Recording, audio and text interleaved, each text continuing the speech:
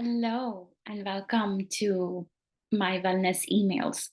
Today is not Wednesday, it's a Thursday, but I'm coming to you a day later because I wanted to really share with you about the last week event that happened with the teens collage making workshop. There was a lot of buzz in the emails about somebody's kids wanted to do it, but they couldn't make it happen. I just wanted to share a little bit of some learnings, some takeaways that I took, especially as a felicitator of that event. So, wonderful, wonderful. Lisa Brown was gracious enough to host us all in her art as therapy studio, and she provided this safe space for all of our participants to really be there and find ways to express themselves. So there were about almost 9 kids and 9 teens to be specific. And one thing that I noticed that the some kids were really, especially the girls, were really attuned with their collages and with their emotions, and so it was very easy for them to depict it out into the collage. And I thought that that was such a wonderful way to express themselves. She gave them a piece of paper where she taught them how to make the holes for the eyes and the nose. So this is what I'm sharing is a sample of my son's collage. And you, in his collage, you can see a lot of empty spaces, but some of the girls like had not a single white space left. They had filled everything up with who they feel they are on the outside versus who they think they are on the inside. And when you look at a collage just like this, you may or may not be able to understand, unless if there are some words, but you may or may not be able to understand what's going on, right? And it was really what it meant to them. And after we did the outside first, and after we did that, we asked the kids to write down for themselves what each picture or each word signified to them. First, so I'm sharing this, taking permission of my son. That so, for example, he wrote the word cloth, and what does the word cloth mean to him? And he said that the word cloth means to me, he he wrote it. He told me something. The best.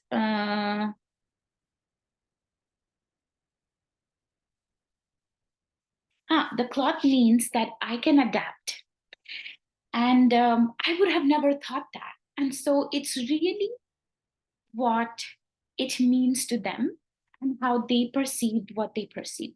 The few things that I learned that I really want to share with all of you is that as I was observing all the kids do their things, some kids wanted to really write a lot about everything.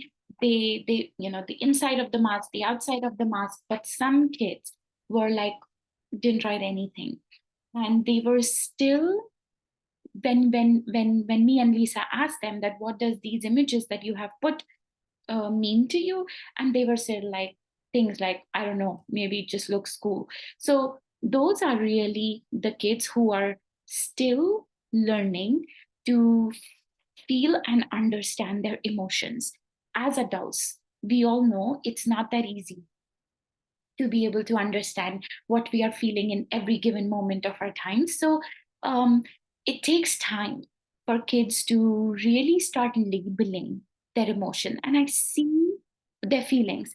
And I see this specifically in boys more than girls, that they take longer to crack that shell of it's not that they are shy, it's not that they've become so hard that they are immune to their feelings and emotions. They feel it, but it takes them longer to really label those feelings.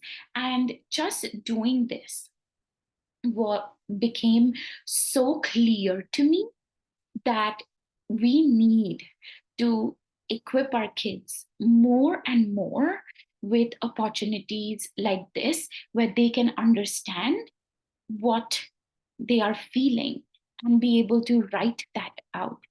Now, as a parent, how do you think you are going to be able to do this? The number one way that I think you are going to be able to do this is monkey see, monkey do. So, not monkey tell, monkey do. So, it is important that you start to label and clearly journal or write down, take time to actually sit and label your emotions, that I am feeling X right now. So many a times, now, because I do this work too, and because of being a woman, maybe me and my daughter a lot in our household are expressing our feelings. But when it comes to my husband or mm, my son definitely is more expressive than him, than my husband. But I do feel that it becomes the sole responsibility of us as individuals and as parents to role model what that communication may look like. So even if you are not going to go to a journal and start writing your feelings down, what you can do is every time you have an interaction or a conversation with your child or with your partner, anyone, sit down for a few seconds with yourself and ask yourself, how do I feel right now? What are the feelings or emotions that are coming up in my body right now? Am I feeling refreshed? Am I feeling happy? Am I feeling a little bit of sad? And what is this sad feeling about? Is there a thought associated to my feeling? What is that thought? And really trying to label it. And suppose if you had a conversation or an interaction with someone at home or at work, then really articulating for yourself first that, okay, I am feeling, like for example, I am feeling extremely moved right now. So my feeling of, when I saw the kids do this workshop, was I was feeling so touched and moved by how much this is required for the kids to do this for themselves and really see what comes up for them. And I was feeling so moved that I really needed to write it down, that in what ways do I feel moved? What are the feelings that are coming? So I was feeling grateful. I was feeling extremely passionate about this work. I was feeling extremely satisfied from doing this work. So just labeling those feelings. And when I had a chance to have a conversation with my son, I actually told him that thank you for coming and participating. I feel extremely grateful for you being able to come up there and really take part and do this activity. I also, at my personal level, I'm feeling very satisfied that I get to do work like this. And so when I was telling him all these feelings, it's his mind is churning about what is a powerful way for us. Why is it important for us to notice and label our emotions?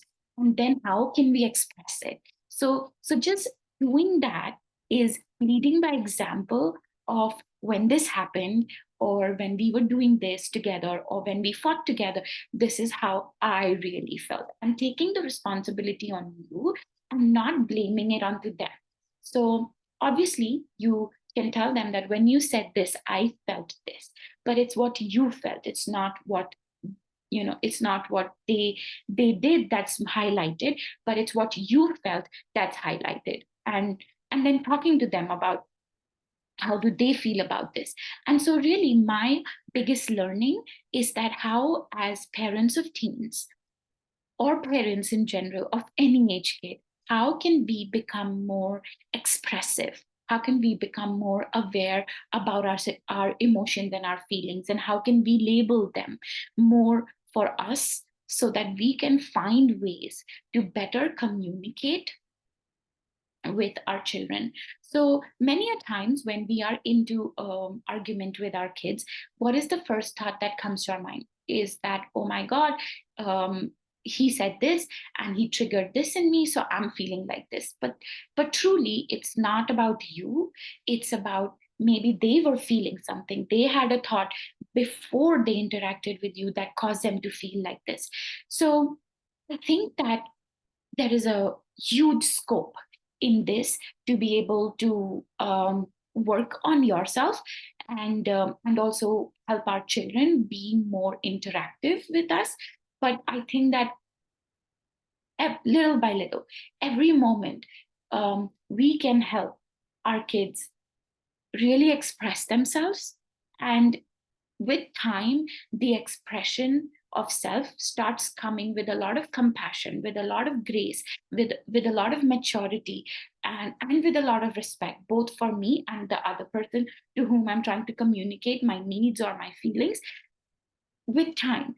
But in the beginning, it might come across like, oh my God, I'm really mad and I'm really feeling irritated. So I'm going to vent it all out on this person who's sitting in front of me. So it's okay if you start there, but give yourself compassion and love and grace to allow yourself to move through that journey of,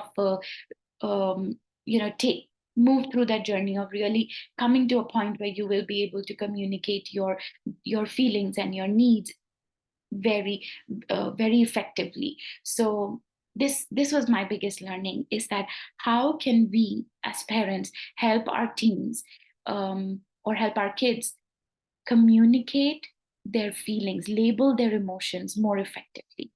I hope that this is something that will inspire you to look within yourself, of how can you start doing that, and definitely lead by example, because it's monkey see monkey do, not monkey tell monkey do. So thank you so much. This was my learning that I wanted to share with all the parents, and I hope that this will give you the inspiration and the motivation to continue to grow, learn, and evolve, not just for yourself, not just for your kids, but also for yourself. Because I think that's why our soul is put onto this earth in human body, so that we can restart, we can continue refining and becoming the better versions of ourselves every given step of the way. And parenting is such a wonderful pathway to do that. Thank you. I hope this was helpful to you.